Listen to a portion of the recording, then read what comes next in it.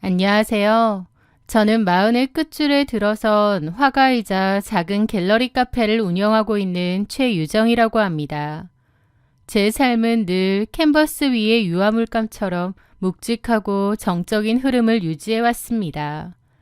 사랑이나 결혼 같은 뜨거운 단어들은 저와는 조금 거리가 멀다고 생각하며 살았거든요. 그러다 제 인생에 강준호라는 남자가 나타난 건 제가 40살이 되던 해였습니다. 그는 저희 카페를 자주 찾던 단골 손님이었어요.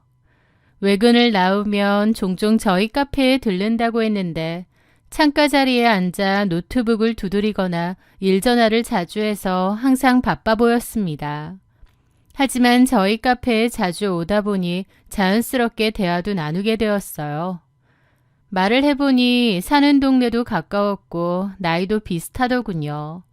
그러면서 점차 친해지게 되었고 나중에는 꽤 가까운 친구 사이까지 되었죠. 준호 씨는 젊은 시절 이혼의 아픔이 있는 사람이었습니다. 20 중반이라는 이른 나이에 결혼을 했었지만 불과 1년 만에 마침표를 찍었다고 하더군요. 이유를 묻는 제게 그는 씁쓸한 미소를 지으며 대답했습니다. 당시 아내였던 여자가 바람을 피웠고 그 현장을 직접 목격했던 것이 그에게는 평생 씻을 수 없는 상처가 되었다고 하더군요. 그 후로 여자를 믿는 것이 두려워졌고 오랜 시간 마음의 문을 닫고 혼자 지내왔다고 했죠. 부모님이 결혼하라고 성화여도 자기는 그럴 생각이 없다고 하면서요. 그는 매형과 함께 개인 사업을 꾸려가고 있다고 했습니다. 건실한 남자였고 성격 또한 차분하고 사려 깊었죠. 그렇게 그 남자와 저는 친구 사이로 잘 지내왔는데 어느 순간부터 저희 사이에는 친구 이상의 감정이 싹트기 시작했습니다. 하지만 저는 그 감정을 쉽게 받아들이기 어려웠습니다. 사실 저에게는 준호 씨에게 말하지 못한 사정이 있었거든요. 저는 예전부터 몸이 좀 약한 편이고 생리도 불규칙했어요. 병원에서 검사를 받으니 자연임신이 어려울 것이라는 판정을 일찌감치 받기도 했었죠. 아이를 갖기 힘든 몸이라는 사실 때문인지 더더욱 결혼 생각을 안 하고 살았던 것 같습니다. 그래서 준호 씨가 저에게 진지하게 만나보자고 했을 때 저는 결혼을 전제로 한 만남이라면 거절하겠다고 솔직하게 털어놓고 선을 그었습니다. 준호 씨, 그냥 연인으로만 지내는 거면 나도 좋지만 결혼은 좀 어려울 것 같아. 나 아이를 가지기 힘들거든.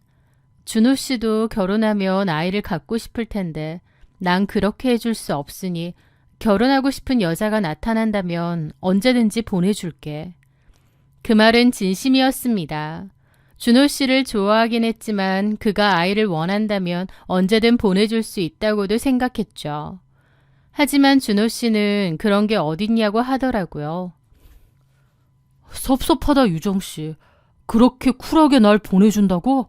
그런 게 어딨어. 준호 씨도 자식 갖고 싶을 거잖아. 자식 욕심 없어? 별로 딱히 생각 안 해봤고 지금으로선 아이에 대한 욕심 없어. 나 원래 결혼 생각도 없었는데 뭐.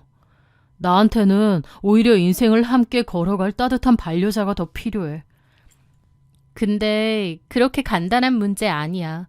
나중에라도 마음 바뀔 수 있고. 정말이야. 나도 굳이 아이가 있어야 된다고 생각 안 해. 나 못 믿어? 그의 확신에 찬 눈빛을 믿고 싶었습니다. 그렇게 저희는 1년의 연애 끝에 부부의 연을 맺게 되었죠. 양가 부모님들께도 저희의 상황을 충분히 설명해 드렸고 감사하게도 아이에 대한 압박은 주지 않으셨습니다. 저희 엄마도 딸이 결혼할 생각 없이 혼자 나이드나 했는데 결혼이라도 한다고 하니 다행이라고 생각하셨고 시부모님도 마찬가지였어요. 준호 씨도 첫 번째 결혼 실패 후 결혼 자체에 관심이 없다고 했는데 그런 아들이 결혼하겠다고 하니 그것만으로도 고맙다는 주의였죠. 그렇게 저희는 결혼을 했고 연애할 때처럼 잘 지냈습니다. 그런데 자식에게 관심이 없다던 말과 달리 남편은 생각보다 아이들을 너무 좋아하는 거예요. 길가에서 아장아장 걷는 아이를 보며 눈을 떼지 못해 하면서 예뻐했고 조카들을 만날 때면 세상 누구보다 다정한 삼촌이 되어 한참을 놀아주곤 했습니다.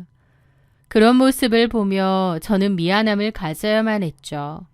게다가 언젠가 둘이서 술을 마시는데 이런 말을 흘리는 겁니다. 유정아, 만약에 우리한테도 자식이 있었다면 어땠을까? 가끔은 그런 상상을 해. 그럴 때마다 제 가슴은 바늘로 찌르는 듯 아팠습니다. 결혼 전에 분명히 제 사정을 얘기했고 남편도 동의를 했어요. 그럼에도 남편의 말 속에는 지우지 못한 미련이 뚝뚝 묻어났습니다. 저는 속상한 마음에 따져 물었죠. 아이 필요 없다며. 왜 자꾸 그런 말을 해서 사람 미안하게 만들어? 그러면 그는 금세 미안하다고 사과를 하면서도 여전히 뭔가 자식이 있었으면 하고 바라는 눈치였어요. 저는 그런 모습에 미안하다 못해 나중엔 섭섭하더라고요. 겉으로는 잘 지냈지만 속으로는 그렇게 작은 균열이 생겼던 것 같습니다. 그렇게 결혼 생활이 3년째 되던 해였어요. 그때 저에게는 인생에서 가장 힘들고 괴로운 일이 생겼습니다. 바로 건강하시던 친정엄마가 병원 검진을 받았다가 간암 말기라는 청천벽력 같은 진단을 받으신 거였죠. 너무 늦게 발견해 이미 손을 쓸 수 없을 만큼 전이가 된 상태였습니다. 저는 무너져 내리는 가슴을 부여잡고 엄마를 간병하기 시작했습니다. 엄마를 이대로 보낼 수 없었기에 매일 밤을 눈물로 지새웠습니다. 그런데 하필 그 시기에 남편은 해외 사업 진출권으로 유독 바쁘다고 했어요. 이번에 준비하는 베트남 쪽 사업이 우리한테 꽤 중요하거든. 집을 자주 비우게 돼서 미안해. 자기 혼자 많이 힘들 텐데. 남편은 미안해하며 해외 출장과 지방 미팅으로 집을 비우는 날이 잦아졌습니다. 연락도 잘 되지 않는 날이 많았죠. 하지만 일 때문에 그런 것을 어쩌겠나요? 오히려 너무 과로를 하기에 건강을 해칠까봐 걱정했죠. 그리고 엄마가 아프신 것 때문에 온 정신이 엄마에게 쏠려 있어서 남편의 빈자리를 느낄 여유조차 없었는지 모르겠습니다. 그러던 어느 날 엄마의 상태가 급격히 위독해지셨어요. 병원에서는 마음의 준비를 하라고까지 했죠. 저는 사시나무 떨듯 떨며 병원에서 남편에게 전화를 걸었는데 하필이면 남편의 출장을 가는 날짜와 겹쳐 있었습니다. 남편은 공항으로 가기 전 제 전화를 받은 것이죠. 진짜 미안해. 현지에서 문제가 생겨서 지금 공항으로 가고 있거든. 어머니 잘 돌봐드려. 일 끝나는 대로 바로 한국 돌아갈 테니까. 엄마가 너무 위독하신 상태인데 남편까지 곁에 없다고 생각하니 더 서글프더라고요. 일 때문이니까 어쩔 수 없지라고 스스로를 다독였지만 혼자서 엄마의 임종을 준비해야 한다는 공포가 저를 짓눌렀습니다. 그리고 그날 밤 거짓말처럼 엄마는 제 손을 잡은 채 조용히 눈을 감으셨습니다. 너무 급작스럽고도 허망한 이별이었죠. 저는 정신없이 빈소를 차리고 장례 준비를 시작했습니다. 그렇게 급하게 부고 전화를 받은 시댁 식구들이 찾아와 저를 도와주었습니다. 많이 힘드시죠? 근데 준호는 어디 갔나요? 그 물음에 저는 어리둥절했죠. 준호 씨 출장 갔잖아요. 베트남으로. 현지에 급한 일이 생겨서 가봐야 한다던데. 그런데 제 말을 들은 심해부님의 얼굴이 묘하게 굳어졌습니다. 예? 그 표정을 저는 봤습니다. 좀 황당한 얼굴이더라고요. 그때 옆에서 저희 대화를 듣고 있던 신우이가 당황한 기색으로 얼른 끼어들었습니다. 그래. 준호 출장 간다고 했잖아. 심해부님도 그제야 무언가 눈치를 챈 듯 그래 맞다. 내가 정신이 없네. 같이 일을 하긴 하지만 서로 담당하는 업무가 다르고 개별적으로 일을 하다 보니 헷갈렸네요. 라고 얼버무렸지만 뭔가 석연치 않더라고요. 아무리 개별적으로 일을 한다지만 동업자가 출장 가는 것도 모르는 게 말이 되나요? 게다가 심해부님의 그 떨떠름한 반응이 뭔가 걸리더라고요. 그렇게 마지막 날에서야 남편은 부랴부랴 장례식장에 나타났습니다. 헝클어진 머리에 피곤이 가득한 얼굴로 제 손을 잡으며 미안해 하더라고요. 일 끝나고 바로 한국으로 온 거라고 하면서요. 저는 일단 너무 슬프고 경황이 없었기에 알겠다고 했습니다. 그렇게 엄마를 보내드리고 집으로 돌아왔어요. 너무 깊은 슬픔에 한동안 넋이 나간 사람처럼 지냈습니다. 아무것도 하기 싫었고 죽은 듯이 지냈어요. 남편도 그런 저를 위로했지만 바쁜 일정 탓에 아침 일찍 나가서 늦게 들어오는 날이 부지기수였죠. 저는 텅 빈 집에서 홀로 엄마를 그리워하며 눈물을 흘렸습니다. 그렇게 엄마가 돌아가시고 일주일 정도 됐을 무렵이었습니다. 가만 보니 베란다 한쪽 구석에 캐리어가 그대로 있더라고요. 남편이 출장 갈 때 들고 간 캐리어였죠. 아마 집에 오자마자 장례식장에 급하게 간다고 놔두고는 그 뒤론 정리도 안 하고 까먹고 있었던 모양이었습니다. 저도 경황이 없으니 눈에 안 보였고요. 마음을 조금 추스르고 짐을 정리해줘야겠다는 생각에 지퍼를 열었습니다. 안에는 옷이 그대로 있더라고요. 저는 한숨을 내쉬며 옷가지들을 꺼냈습니다. 그런데 정말 당황스러운 일이 생겼어요. 남편의 옷가지들 사이로 웬 여자 속옷 하나가 딸려 있었거든요. 그걸 보는 순간 제 심장은 멈춰버리는 것 같았습니다. 출장을 갔다던 남편의 짐가방 속에 왜 이런 물건이 들어있는지 그대로 얼어붙었죠. 그 속옷을 한참이나 봤습니다. 당연히 제 것은 아니었어요. 처음 보는 여자의 속옷이었죠. 너무 황당하면서도 남편이 출장을 간 게 아닌가 싶은 거예요. 남편에게 여자가 있었나 라는 생각이 들자마자 온몸이 떨려오더라고요. 저는 떨리는 마음을 억누르고 일단 안방에 있던 남편의 노트북을 열었습니다. 평소 업무용으로만 쓰던 남편의 노트북이었고 저는 한 번도 본 적이 없었어요. 저는 웹브라우저의 검색 기록이나 메일을 뒤져봤습니다. 그리고 경악을 했죠. 베트남 여행, 다낭 맛집, 임산부 마사지, 베트남 태교 여행. 남편이 검색한 내용에 입이 떡 벌어졌습니다. 메일도 자동 로그인이 되어 있어서 들어가 볼 수 있었는데 떡하니 비행기 전자티켓도 남아있더라고요. 남편은 처음 보는 이름의 여자와 동승에 출장이 아닌 베트남 여행을 갔던 겁니다. 그 여자의 이름은 신은미였어요. 그리고 검색어 중에 저를 가장 경악하게 한 것 임산부 마사지, 태교 여행 같은 단어였습니다. 이게 다 뭘까? 남편이 바람을 피고 있고 상대 여자가 임신이라도 했다는 걸까? 너무 큰 충격을 여러 번 받으니 머리가 다 어질어질 하더라고요. 장모님이 돌아가셨는데 출장이라는 핑계를 대고 여자랑 1월 여행 간 것도 경악인데 심지어 그 여자가 임신까지. 온몸에 피가 거꾸로 솟는 기분이었습니다. 숨도 잘 안 쉬어지더라고요. 저는 몇 시간이나 멍하게 있었습니다. 너무 혼란스럽더라고요. 그렇게 그날 저녁 남편이 귀가를 했습니다. 불 꺼진 집에 제가 넋을 놓고 있으니 남편도 움찔 놀라더라고요. 왜 그러고 있어? 불도 안 켜고. 저는 남편을 싸늘하게 쳐다봤습니다. 신은미가 누구야? 제 말에 남편의 눈이 엄청 커지더라고요. 출장 간 거 아니지. 베트남으로 그 신은미라는 여자랑 여행 간 거지. 아, 그게... 남편의 우물쭈물한 모습에 저는 폭발했습니다. 옆에 있던 티슈각을 던졌죠. 미친 거 아니야? 내가 이 미친 사실을 어떻게 받아들여야 해? 제 고함에 남편은 처음엔 당황한 듯 했습니다. 저는 남편에게 달려가 멱살을 잡고 닥치는 대로 때리기 시작했습니다. 눈물이 줄줄 흐르고 세상이 무너지는 것 같더라고요. 엄마 돌아가신 지 일주일밖에 안 돼서 가뜩이나 힘들어 죽을 것 같은데 어떻게 저한테 이런 짓을 저지를 수가 있나요? 남편을 울면서 때리다가 바닥으로 주저앉았습니다. 꺽꺽 소리를 내며 울었는데 정말 죽을 것 같더라고요.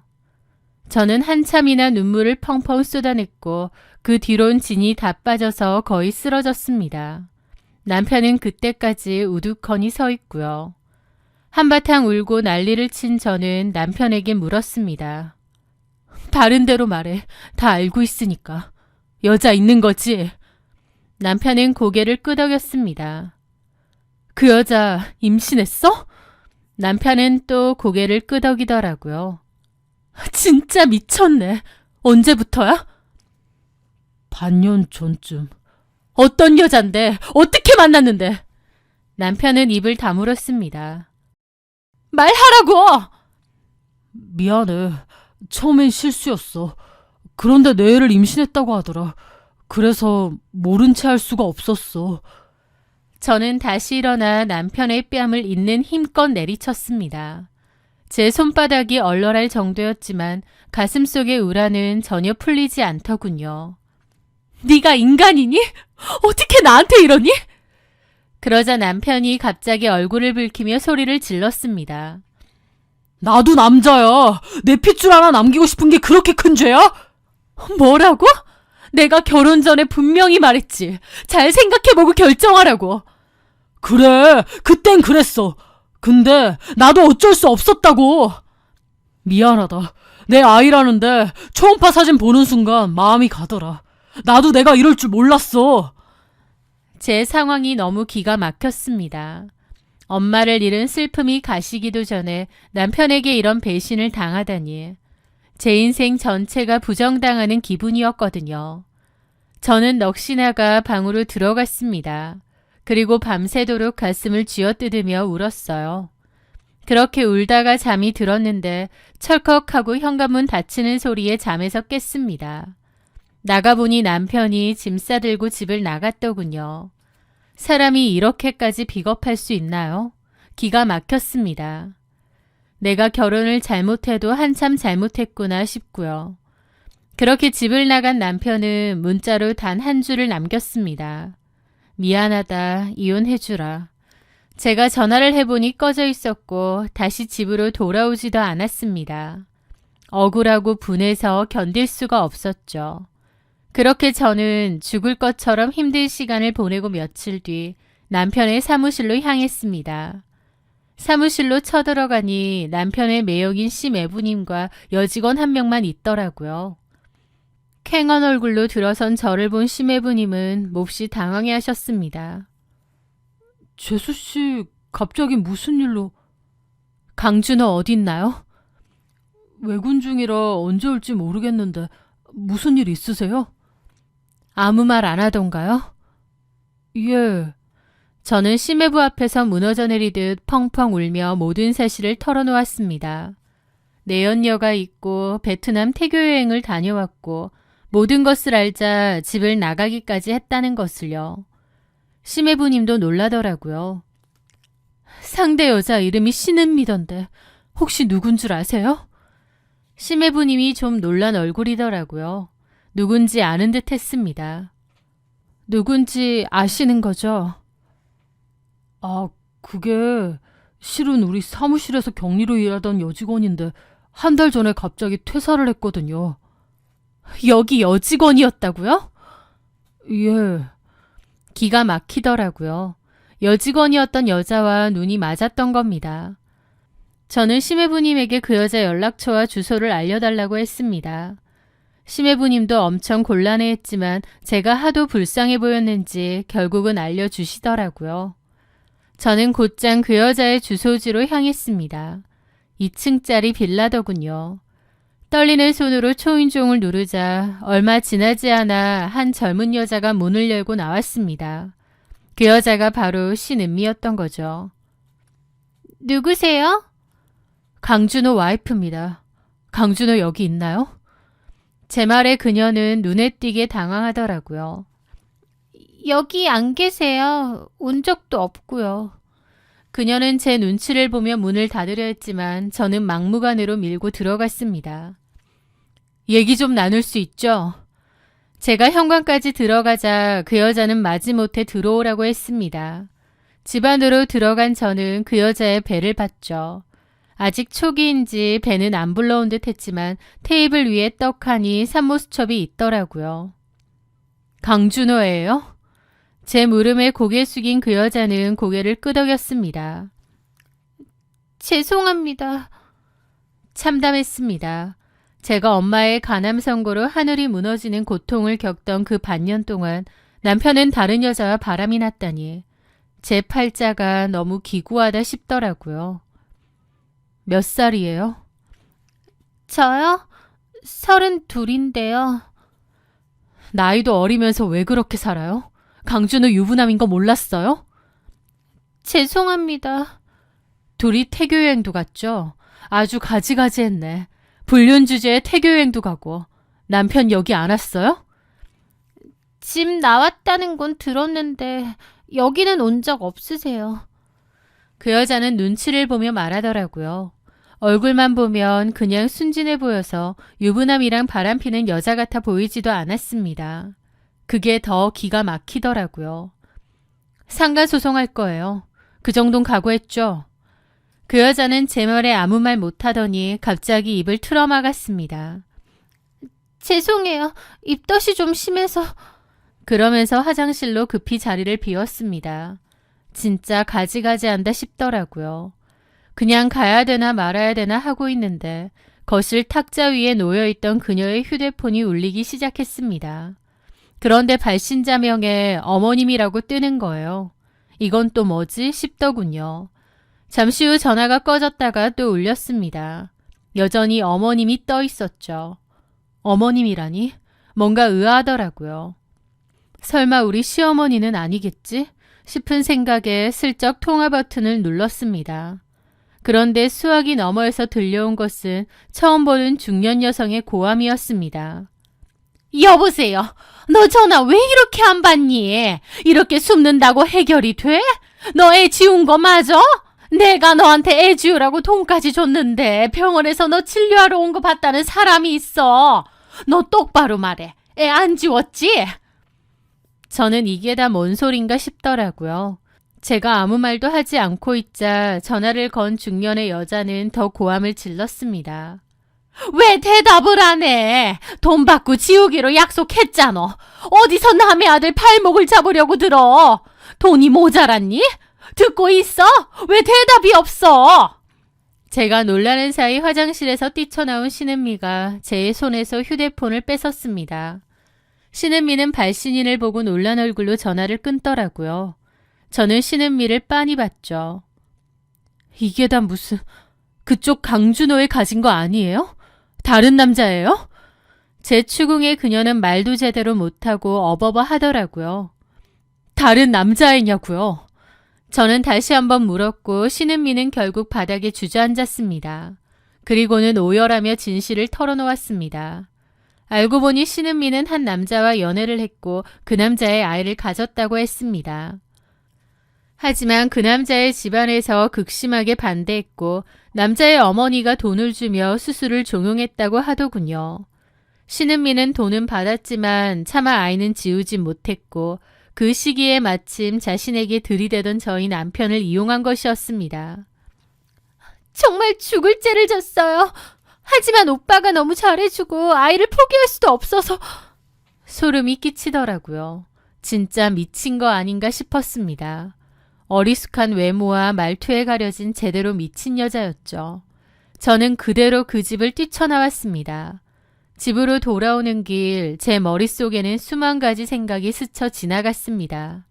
남편 놈은 신은미가 가진 아이가 자기 아이라고 생각했어요. 하지만 아니었죠. 처음엔 어처구니가 없었는데 가만히 시간을 두고 생각해보니 오히려 저에겐 잘 됐더라고요. 저한테 가장 잔인한 배신을 때린 남편에게 해줄 수 있는 가장 잔인한 복수가 떠올랐으니까요. 평생 남의 자식을 제 자식인 줄 알고 헌신하며 살게 하는 것. 제가 남편에게 줄 수 있는 형벌은 그보다 더한 게 없을 것 같았습니다. 그렇게 생각을 정리한 저는 신은미에게 전화를 걸었습니다. 나 강준호 아내예요. 내가 이혼해 줄 테니까 내 남편 데리고 가서 살아요. 네? 근데 애 아빠가 따로 있다는 사실은 무덤까지 가져가세요. 강준호한테 말하지 말고. 나도 입 다물어 줄 테니까. 얘기 안 하신다고요? 그래요. 얘기 안 할 거예요. 그러니까 그쪽도 하지 마요. 그쪽 애아빠 필요한 거 아니에요? 그러니까 강준호도 속인 거고. 네. 그러니까 그렇게 살라고요. 내가 이혼해 줄 테니. 신은미는 믿을 수 없다는 듯 어버버 하더라고요. 저는 곧장 남편에게 연락해 이혼 서류를 준비하라고 했습니다. 남편은 제가 순순히 이혼해준다고 하자 오히려 당황하는 눈치였지만 금세 득달같이 달려와 서류에 도장을 찍었습니다. 그렇게 저는 위자료와 재산 분할을 톡톡히 챙겨 남편과 갈라섰습니다. 남편과 이혼 서류를 정리하고 법원을 나서던 날, 제 마음은 오히려 비온 뒤의 하늘처럼 맑았습니다. 남편 강준호는 이혼 도장이 마르기도 전에 신은미와 살림을 차렸습니다. 저는 이혼하며 받은 위자료와 재산 분할금으로 카페의 인테리어도 새로 하고 작업실도 확장했습니다. 그리고 이혼 후에는 그림 작업에만 몰두하며 지냈어요. 지난날의 상처를 지우고 더욱 바쁘고 치열하게 살기로 했죠. 이혼 후 1년쯤 지났을까요? 우연히 남편의 카카오톡 프로필 사진을 보게 되었습니다. 예상했던 대로 돌잔치 사진이 올라와 있더군요. 남편은 세상에서 가장 행복한 아버지의 미소를 지으며 아이를 안고 있었습니다. 그 사진을 보며 저는 조소를 흘렸죠. 저는 조용히 그의 번호를 삭제했습니다. 진실이라는 시한폭탄은 제가 손대지 않아도 시간이 흐르면 반드시 터지게 되어 있으니까요. 그렇게 시간은 흐르고 흘러 5년이라는 긴 시간이 흘렀습니다. 이혼 후 제 삶은 평온했고 혼자만의 고요한 행복을 즐기고 있었어요. 그러던 어느 날 건너 전 남편의 소식을 듣게 되었습니다. 전 남편이 신은미와의 이혼을 준비 중이라는 소식이었죠. 아이가 커갈수록 너무 자신과 닮지 않아서 이상함을 느꼈던 전 남편은 신은미 몰래 아이의 머리카락을 챙겨 유전자 검사를 맡긴 모양이었습니다.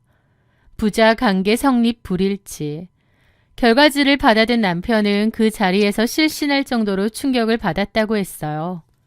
5년이나 키워온 아이가 자신의 자식이 아니었다는 것을 두 눈으로 확인했으니까요. 게다가 신은미는 결혼 기간 동안 강준호 돈을 차곡차곡 빼돌려 친정에 다 퍼다 줬다고 했습니다. 그 어리숙한 외모와 달리 신은미는 정말 무서운 여자였더군요.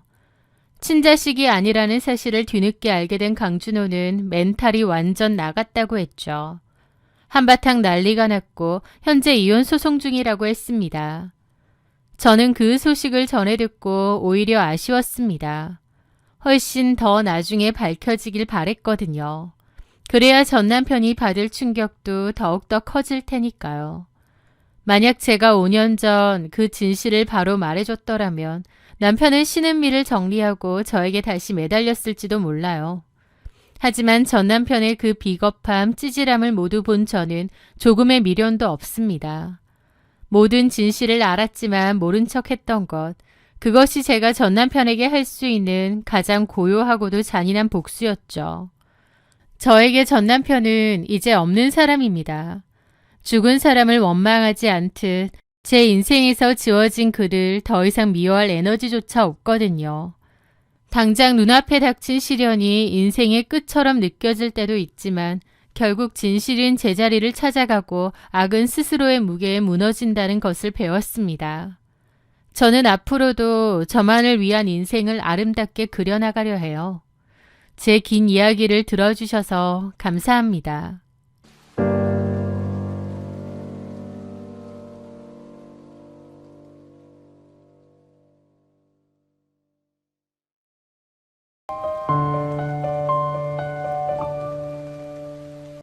안녕하세요. 저는 평범한 30대 여성 김혜연이라고 합니다.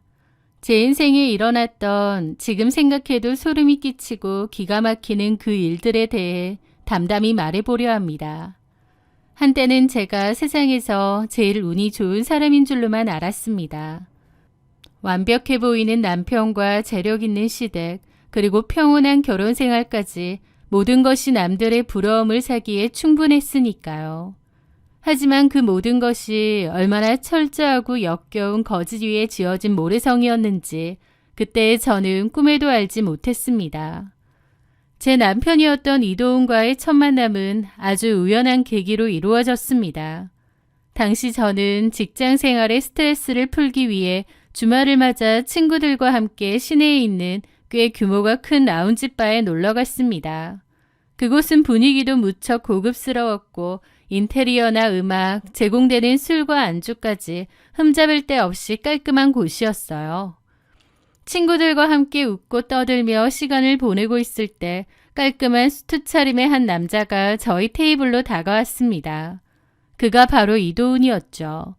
아주 젠틀하고 매너 있는 태도로 저희에게 말을 건네더군요. 부담스럽지 않게 대화를 이끌어가는 솜씨가 좋았고 인상도 서글서글하니 호감이 가는 외모였습니다.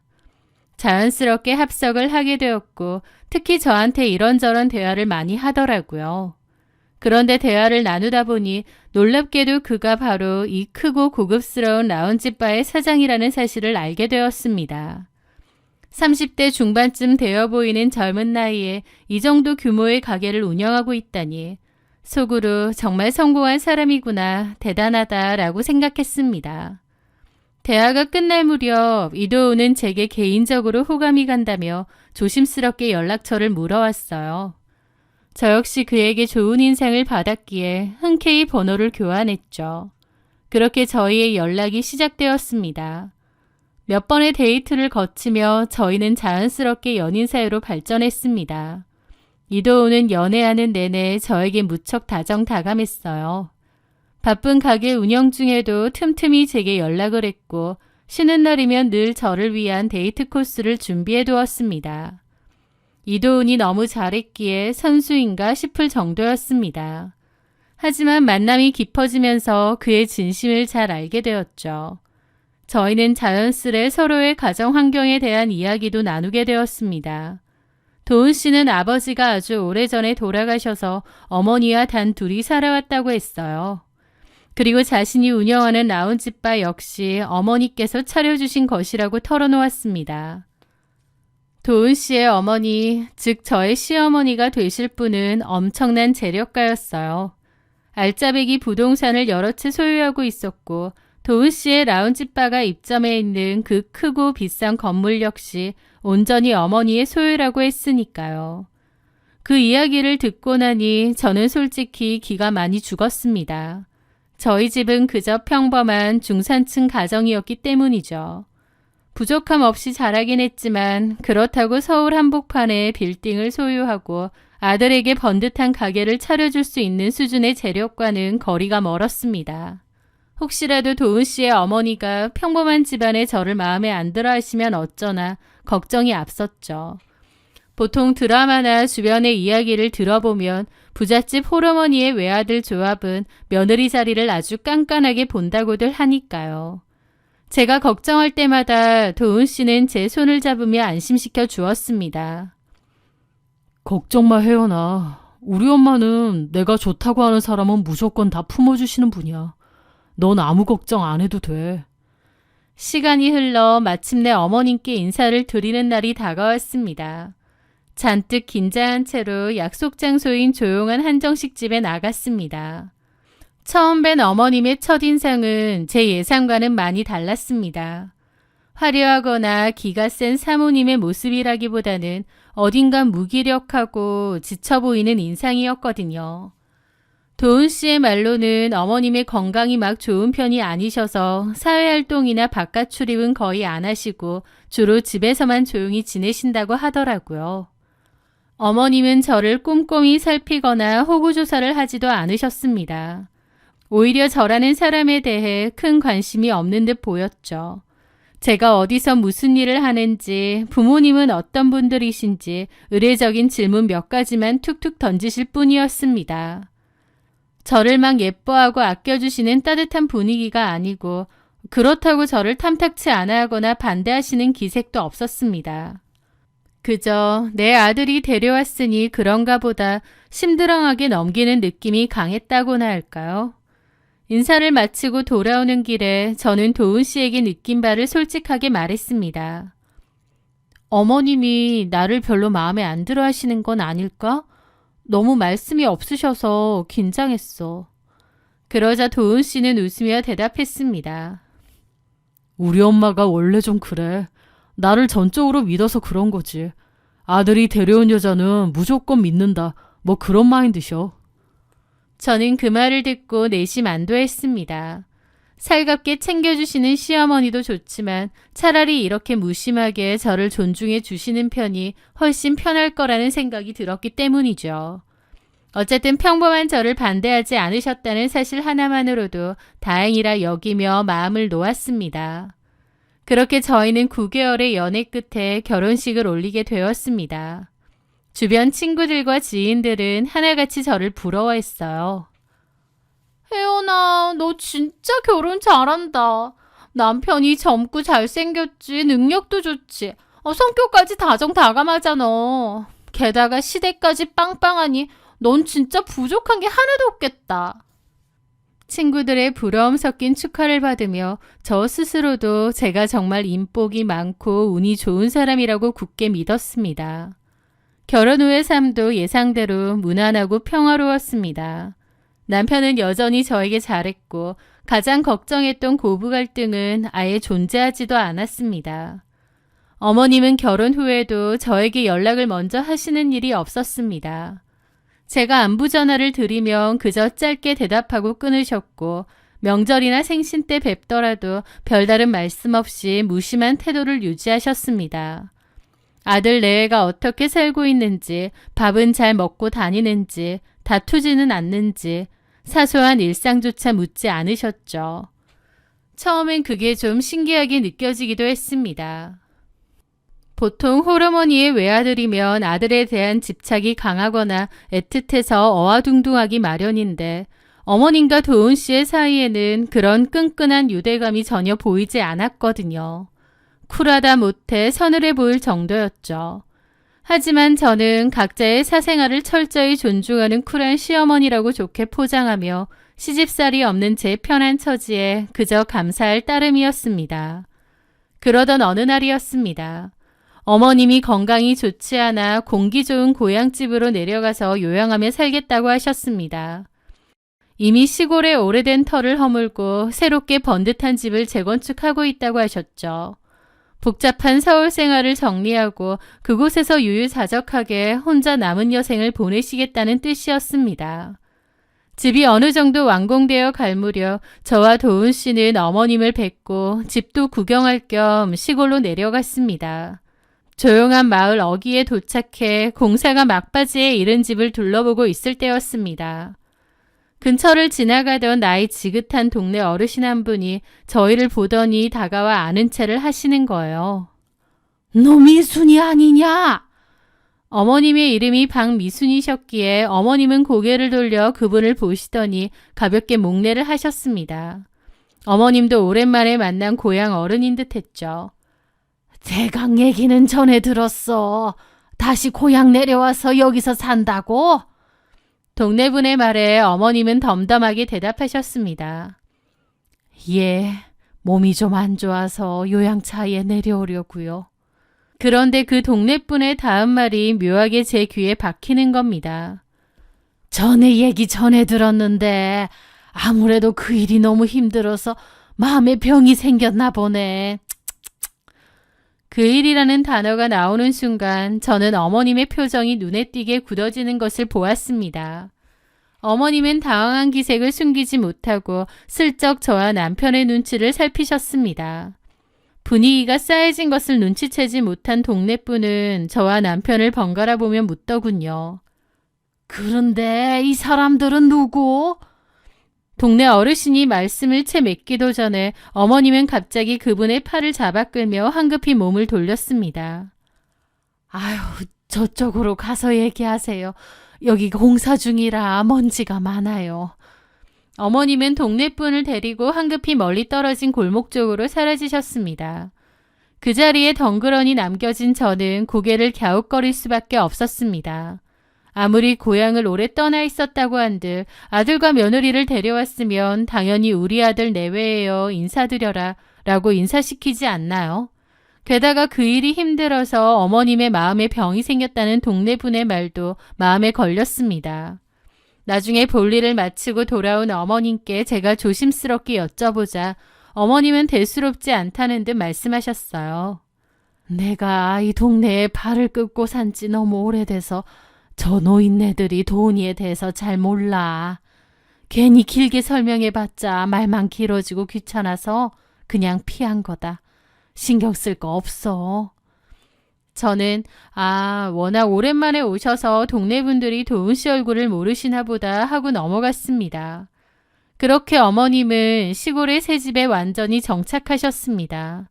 저는 며느리 된 도리로 주말에 한 번씩 반찬도 해가고 인사도 드리러 내려가겠다고 말씀드렸지만 어머님은 단호하게 거절하셨습니다. 아휴, 됐다. 평일에 일해주러 오는 사람도 있고 뭐 하러 내려오니. 그리고 나는 혼자 조용히 지내는 게 편해. 굳이 내려오지 마라. 시어머니가 오지 말라고 하시니 저야 몸은 편했지만 이상한 점은 따로 있었습니다. 저에게는 절대 내려오지 말라며 선을 그으시던 어머님이 며느리인 저를 쏙 빼놓고 도은 씨만 따로 부르시거나 도은 씨 혼자서만 시골에 내려가는 일이 종종 있었거든요. 제가 주말에 나도 같이 가서 인사드릴게 라고 하면 도은 씨마저도 굳이 저를 말리며 혼자만 다녀오곤 했습니다. 솔직히 며느리 입장에서는 저만 따돌리는 것 같아 약간 섭섭하긴 했습니다. 하지만 한편으로는 불편한 시댁 안 가도 되니 편하고 좋지 뭐라며 스스로를 위로했습니다. 그때까지만 해도 저는 이 기묘한 거리감과 어색함이 그저 조금 유별난 부모 자식 간의 성향 차이인 줄로만 알았습니다. 제 눈을 완벽하게 가리고 있던 그 역겨운 진실의 장막이 걷히기 전까지는 말입니다. 어느 날 남편이 또 어머님께 간다고 하더군요. 나 내일 엄마한테 갔다 올게. 나도 같이 갈까? 아니야. 저는 괜히 심통이 나더라고요. 나도 한 가족인데 왜 맨날 나는 빼놓고 그래? 당신 가면 엄마가 불편해 하시는 거 알잖아. 며느리인데 뭐가 불편하시냔 말이야. 참나, 요즘은 시어머니들이 며느리 더 불편해. 그것도 몰라? 한두 번은 그 말에 넘어갔지만 횟수가 많아지니 좀 그렇더라고요. 제 입장에서는 소외감도 들고 왜 나만 자꾸 빼놓나 이상한 겁니다. 그래서 제가 그랬죠. 오늘은 나도 갈래. 벌써 몇 달째 어머님 얼굴도 못 뵀잖아. 아무리 오지 말라고 하셔도 한 번쯤은 얼굴 비추는 게 예의지. 그냥 같이 가. 제 완강한 태도와 고집에 남편은 눈에 띄게 당황하며 곤란한 표정을 지었습니다. 진짜 안 가도 되는데. 엄마가 알면 나한테 짜증내실 텐데. 무슨 짜증이야. 며느리가 아프신 어머님 걱정돼서 뵈러 간다는데. 남편은 어떻게든 저를 떼어놓으려 여러 가지 핑계를 댔지만 제가 옷까지 입고 차키를 챙겨들자 결국 포기한 듯 한숨을 쉬며 알겠다고 했습니다. 시골로 내려가는 차 안에서 남편은 평소와 달리 말이 없었고 묘하게 긴장한 듯한 기색이 역력했습니다. 몇 시간을 달려 시골집에 도착했습니다. 어머님은 저를 보시더니 막 반기지도 그렇다고 대놓고 싫어하지도 않는 무미건조한 표정이셨습니다. 오지 말라니까 왔니? 피곤할 텐데 들어가서 쉬어라. 그게 인사 끝이었습니다. 저는 속으로 역시 내가 오는 걸 별로 안 좋아하시는구나 생각하며 짐을 풀었죠. 잠시 후 남편과 어머님이 거실에서 뭔가 진지하게 이야기를 나누는 것 같길래 자리를 비켜드릴 겸 동네 마실이나 다녀오겠다고 말하고 자리에서 일어났습니다. 그때 어머님이 정색을 하시며 저를 불러 세웠죠. 너 밖에 나가서 괜히 동네 사람들하고 말 섞지 마라. 촌사람들 할 일이 없어서 남의 집안일 캐묻고 다니는데 뒷말 나오는 거 나는 아주 질색이니까 내기 여기저기 떠벌리고 다니지 마. 누가 말 걸어도 그냥 모른 척하고 다녀. 평소 무심하던 분이 유독 동네 사람들과의 접촉에 예민하게 반응하시는 게 조금 의아했지만 워낙 프라이버시를 중요하게 생각하시는 분이니 그런가 보다 했습니다. 그렇게 집 밖으로 나와 한적한 시골길을 천천히 걷고 있었습니다. 맑은 공기를 마시며 동네를 한 바퀴 돌고 있는데 맞은편에서 익숙한 얼굴이 걸어오고 있었어요. 전에 집을 지을 때 마주쳤던 그 나이 지긋한 동네 어르신이었습니다. 어머님이 동네 사람과 말 섞지 말라고 주의를 주셨던 것이 머릿속을 스쳤지만 이미 눈이 마주친 상황에서 모른 척 지나가기가 민망해 저도 모르게 목례를 하며 인사를 건넸습니다. 안녕하세요. 제 인사에 어르신은 걸음을 멈추고 저를 가만히 쳐다보시더니 고개를 갸웃거리셨습니다. 저는 그냥 지나가려는데 저를 다시 불러 세우시더라고요. 저번에 미순이네 새집 지을 때 왔던 그 아가씨구먼. 네, 맞아요. 기억하시네요. 어르신은 제 위아래를 훑어보시더니 호기심 가득한 목소리로 물으셨습니다. 근데 미순이랑은 무슨 사이길래 여기까지 놀러를 와? 친척인가? 어차피 제가 누군지 밝히는 게 큰 흠이 되는 것도 아니고 오히려 며느리라고 하면 인사성 좋게 보실 것 같아 저는 쌩긋 웃으며 대답했습니다. 며느리예요. 순간 어르신의 얼굴에 깊은 주름이 패며 황당하다는 표정이 떠올랐습니다. 며느리라니? 도훈 씨가 저희 남편이거든요. 어머니 외동아들이요. 제 대답을 들은 어르신은 귀신이라도 본 것처럼 눈을 크게 뜨셨습니다. 뭔 소리를 하는 거야? 도훈이는 또 누구고? 미순이한테 무슨 며느리가 있어? 미순이 외동아들 이름이 성준인가 그랬는데? 저는 그 어르신이 나이가 많으셔서 이름을 착각하신 줄 알았어요.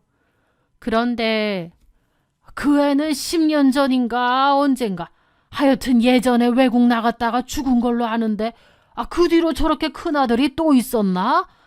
아니 있을 리가 없지. 내가 미순이 사정 뻔히 다 아는데. 남편이랑 진즉에 이혼하고 외동아들 딱 하나 있는 걸로 아는데. 그 말을 듣는 순간 제 머릿속이 하얗게 변했습니다. 성준이는 누구고 외동아들이 예전에 죽었다고? 그럼 내 남편 이도우는 도대체 누구지? 너무 이상하더라고요.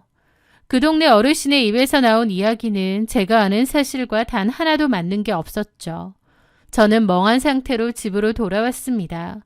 심장이 미친 듯이 뛰었고 수만 가지 생각이 머릿속을 헤집어 놓았습니다. 그러고 보니 어머님과 남편도 일반적인 모자관계 같지가 않았어요. 제가 모르는 엄청난 비밀이 숨겨져 있는 것만 같았죠. 집으로 돌아가는 차 안에서 저는 결국 참지 못하고 운전대를 잡고 있는 남편에게 물었습니다. 여보, 혹시 성준이라는 사람 알아? 그 이름이 나오자마자 남편의 손이 핸들 위에서 움찔하는 것을 똑똑히 보았습니다. 남편은 놀란 얼굴로 저를 휙 돌아보았죠. 그걸 당신이 어떻게 알아? 어디서 들었어? 아까 동네 한 바퀴 돌다가 동네 어르신을 우연히 뵀거든. 그분이 그러시더라고. 어머님 아들 이름은 성준인데 10년 전쯤에 죽었다고. 당신 이름 대니까 도훈이가 누구냐고 그러시던데. 당신 외동아들 아니었어? 혹시 죽은 형이 있어? 제 말이 끝나기가 무섭게 남편의 얼굴이 불그락 푸르락 달아오르났습니다. 평소에 다정했던 모습은 온데간데 없이 그는 핸들을 거칠게 치며 제게 버럭 화를 내더군요. 미치겠네 진짜. 엄마가 밖에서 동네 사람들하고 쓸데없는 말 섞지 말라고 주의 줬잖아. 왜 사람 말을 안 듣고 싸돌아다니면서 그런 말이나 하고 다녀? 동네 노인네가 치매 걸려서 아무 소리나 하는 거 가지고 뭘 나한테 물어. 이러려고 따라왔어? 아니, 왜 화를 내? 나는 그냥 인사만 한 건데 그분이... 그러니까 왜 굳이 안 와도 된다는 거 꾸역꾸역 따라와서 이러냐고. 사람 피곤하게 진짜.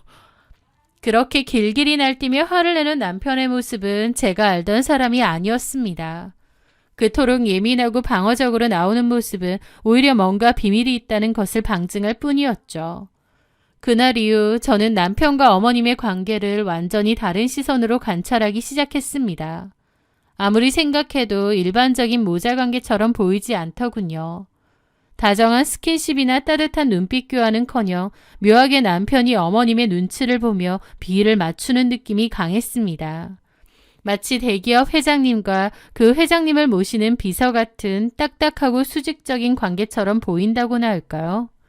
게다가 두 사람은 외모나 체형, 심지어 식성이나 습관 하나까지도 닮은 구석이 전혀 없었습니다. 저는 제가 완벽하게 속고 있다는 강렬한 예감에 사로잡혔습니다. 진실을 알아내야만 했습니다. 며칠 뒤 남편이 충전을 하려 올려둔 남편의 휴대폰을 몰래 집어들었습니다. 남편은 늘 모든 통화 내용을 녹음했거든요. 그렇게 통화 녹음 목록을 열었고 제가 시골에 따라갔던 그날 남편이 고속도로 휴게소에 잠시 들렀을 때 어머님과 나눈 통화 내역을 찾아냈습니다. 떨리는 손으로 재생 버튼을 눌렀고 스피커 너머로 들려오는 두 사람의 대화는 제 삶을 송두리째 무너뜨렸습니다. 사장님, 저 지금 내려가는데요. 혜원이가 같이 가거든요. 아니 왜? 걔가 여길 또 왜 와? 어머님 뵈러 간다고 계속 우기는 통에 제가 어떻게 말릴 수가 없었습니다. 아휴, 넌 그런 것도 하나 네 손에서 처리를 못하니? 그냥 오지 말라고 딱 잘라 말하면 될 것을. 여러 번 오지 말라고 했는데도 기어코 따라 나서서요. 아휴, 진짜 피곤하게 만드네 정말. 죄송합니다, 사장님. 일단 알았으니까 와서 대충 눈치껏 있다가 빨리 가라. 너는 다음에 걔 떼어놓고 다시 내려오고. 예, 명심하겠습니다. 그렇게 할게요. 근데 걔는 왜 그렇게 오지랖이니? 다른 며느리들은 시어머니가 오지 말라고 하면 속으로 만세 부르고 좋아한다던데. 너는 참 골라도 꼭 걔같이 오지랖 높고 피곤한 애를 골라서 그러냐고. 죄송합니다. 혹시 걔가 우리 사이 눈치채고 염탐하려고 내려오는 건 아니지? 그런 건 아닙니다. 걔 눈치도 없고요. 그냥 진짜 며느리로서 시어머니 보러 가는 의무감 같은 것 같아요. 참나, 지랑 내랑 무슨 진짜 고부 사이도 아니고 네가 기어코 걔랑 결혼하고 싶다고 징징대서 내가 시어머니 노릇 해주는 걸로 합의 보고 그러라고 했는데 이게 뭐니? 갈수록 정말 성가시다. 죄송합니다. 제가 잘 타이르겠습니다. 녹음이 끝나는 순간 저는 그 자리에 주저앉고 말았습니다. 엄마가 아니라 사장님? 진짜 고부 사이도 아니라고? 내 남편이 내 시어머니를 사장님이라 부르며 벌벌 떨고 시어머니는 나를 진짜 며느리가 아니라 성가신 방해물 취급을 하고 있었습니다. 피 한 방울 섞이지 않은 두 사람. 진짜 모자 관계가 아니라는 사실이 제 귀로 직접 확인되는 순간이었습니다. 그렇다면 도대체 이 두 사람의 진짜 관계는 무엇일까? 왜 저를 속이면서까지 가짜 모자 행세를 하고 결혼까지 한 것일까? 제 머리로는 도저히 이 기괴하고 끔찍한 상황을 이해할 수가 없었습니다. 저는 눈물을 닦아내며 독하게 마음을 먹었습니다.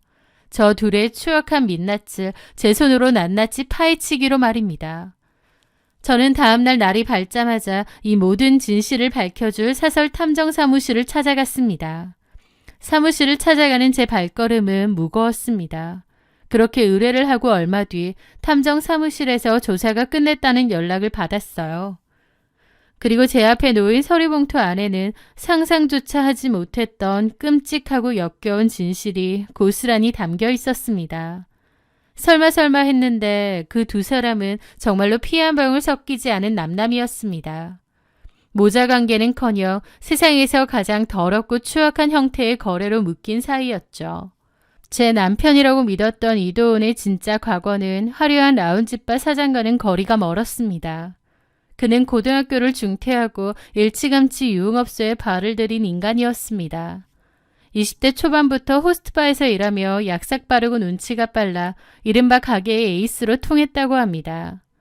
손님들의 나이에 맞춰 자기 나이를 속여가며 동정심과 호감을 사는 데 능숙한 싹수가 노란 인간이 바로 제 남편이었던 거죠. 그리고 그 호스트바에서 도우는 박미순을 만났습니다. 박미순에게는 남모를 깊은 상처가 있었습니다. 시골 동네 어르신이 무심코 뱉었던 성준이라는 이름. 그 이름은 박미순의 진짜 외아들 이름이었습니다. 박미순의 아들 최성준은 외국으로 유학을 갔다가 불의의 교통사고로 세상을 떠났다고 했어요. 금이야 오기야 키우던 외아들을 잃은 박미순은 그 상실감을 견디지 못해 완전히 망가져 버렸다고 합니다. 원래는 자기 관리가 철저하고 깐깐했던 사람이었지만 아들의 죽음 이후 인생의 허무함을 느끼며 매일 밤 술과 유흥에 빠져 흥청망청 살기 시작한 것입니다. 그러다 호스트바에서 도훈을 만나게 된 것이죠. 눈치 빠르게 자신의 비위를 맞추며 싸바싸바 구는 도훈에게 박미수는 급격히 빠져들었습니다. 처음에는 손님과 호스트의 관계였지만 점차 밖에서도 만나는 사이가 되었고 결국 박미수는 도훈의 스폰서가 되었다고 했습니다. 박미수는 도훈에게 외제차를 사주고 고급 아파트를 내주었으며 급기야는 그 거대한 라운지바까지 차려준 것이었습니다. 대외적으로는 사람들의 시선을 의식해 양아들이라고 소개하고 다녔지만 실상은 철저한 스폰서 관계였던 겁니다. 도훈은 그 돈과 생활을 유지하기 위해 자신의 진짜 부모와는 아예 인연을 끊고 살았다더군요. 그렇게 8년이라는 시간 동안 기형적인 스폰서 관계로 지내오던 중 도훈이 저를 만나 결혼을 결심하게 된 것입니다. 도훈은 저와 진짜 가정을 꾸리고 싶다며 박미순에게 관계를 끝내자고 요구한 모양인데 도훈에게 깊이 집착하고 있던 박미수는 그 제안을 거절했다고 했습니다. 그리고 남편 역시도 좀 아쉬웠겠죠. 그렇게 서로 타협을 하게 되었는데 박미순이 이도훈의 친엄마 노릇을 해준다고 했던 겁니다. 신혼집도 장만해주고요. 대신 결혼 후에도 자기랑 주기적으로 만나야 된다는 조건을 내걸었답니다. 결국 제가 살던 신혼집 역시 이 역겨운 계약을 유지하는 대가로 박미순이 이도훈에게 얻어준 것이었던 거죠. 이 모든 진실을 알게 된 순간 피가 거꾸로 솟고 온몸이 사시나무 떨리듯 떨렸습니다. 9개월의 연애 그리고 결혼 생활 내내 저를 속이며 틈만 나면 그 기괴한 관계를 유지해온 두 사람을 생각하니 구역질이 나더군요. 저는 당장 서류를 챙겨 집으로 돌아와 남편 앞에 집어 던졌습니다. 증거와 조사 기록들을 눈앞에 들이밀자 남편은 얼굴이 하얗게 질려 아무 말도 하지 못했습니다. 저는 곧바로 박미순에게도 전화를 걸었습니다. 분노에 찬 제 목소리에도 박미순은 끝까지 이기적이고 뻔뻔했습니다. 나는 걔가 해달라는 대로 해준 것뿐이다. 내 돈 받아서 가게 차리고 집 얻은 건 그놈인데 왜 나한테 따지니? 나 성가시게 하지 말고 너네 집 일은 너희들끼리 알아서 해결해라. 자신은 아무런 잘못이 없다는 듯 전화를 끊어버리는 태도에 얼마나 뒷골이 당기던지요. 다음 날 저는 곧바로 변호사를 선임했습니다. 이도훈을 상대로 사기 결혼에 의한 이혼 및 위자료 소송을 제기했고 동시에 이 끔찍한 사기극의 공범이자 원흉인 박미순에게도 거액의 정신적 손해배상과 위자료 청구 소송을 걸었습니다. 그리고 거기서 멈추지 않았습니다. 탐정 사무실을 통해 알아낸 도훈의 진짜 부모님 연락처로 전화를 걸어 당신들의 아들이 지난 8년간 어떤 짓을 하고 살았는지 모든 진실을 알렸습니다. 평범하게 살고 계시던 도훈의 진짜 부모님은 아들의 실체에 경악을 금치 못했죠. 며칠 뒤 도훈의 부모님은 박미순이 요양 핑계로 숨어 지내던 그 시골 마을로 직접 찾아갔다고 했습니다. 조용하던 시골 동네가 발칵 뒤집힌 건 당연한 일이었죠. 내 아들 뻘되는 놈한테 돈 먹여서 그딴 짓을 하고 싶냐? 더럽고 추잡한 년아! 도훈의 어머니가 박미순의 집 문을 두드리며 동네가 떠나가라 고함을 쳤고 그 난리통에 온 동네 사람들이 그 둘의 역겨운 스폰서 관계를 다 알게 되었다고 했습니다. 겉으로는 고상한 척 자식 잃은 슬픔에 병이 난 척하며 살던 박미수는 동네 사람들의 경멸 어린 시선과 수군거림을 견디지 못해 집을 헐값에 부동산에 넘기고 다시 이사를 가버렸다고 했죠. 이 사건을 계기로 이도훈과 박미순의 관계도 완전히 파탄이 났습니다.